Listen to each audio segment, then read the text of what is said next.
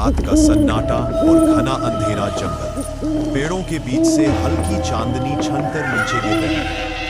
सूखे पत्तों पर कदमों की चर्र-चर्र आवाज गूंज रही है। एक आदमी, अरविंद 35, हाथ में टॉर्च लिए धीरे-धीरे रास्ते पर चल रहा है। उसके दूसरे हाथ में एक मुर्गा है जो बेचैन होकर फड़फड़ा रहा है और हल्की कुक कुक की आवाज निकाल रहा है। अरविंद चलते चलते अचानक रुकता है। उसे पीछे से कदमों की आहट सुनाई देती है। वह टॉर्च पीछे घुमाता है, लेकिन वहां कुछ नहीं है। तभी मुर्गा जोर से काव-काव करता है, जैसे किसी को देख लिया हो। अरविंद हल्के स्वर में कहता है, क्या हुआ, डर गया तू भी?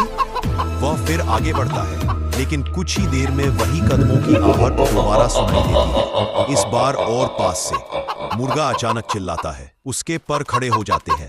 अरविंद डरकर रुकता है और जोर से पूछता है, कौन है वहां? तभी हवा में एक फुसफुसाहट गूंजती है। अरविंद की टॉर्च टिमटिमाने लगती है। वह चारों ओर देखता है। रास्ते पर एक परछाई दिखती है, लेकिन वहां कोई शरीर नहीं है।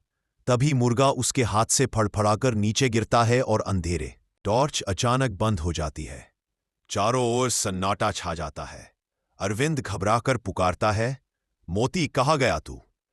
तभी उसी अंधेरे में एक भारी आवाज गूंजती है, तू अकेला नहीं है। अरविंद का दिल जोर से धड़कने लगता है। अचानक टॉर्च फिर जलती है और उसके सामने वही मुर्गा खड़ा है, लेकिन अब उसकी आंखें लाल चमक रही हैं।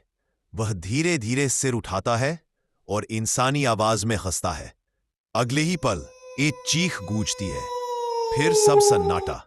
कैमरा धीरे धीरे नीचे जमीन की ओर जाता है, जहां अरविंद की टॉर्च पड़ी है।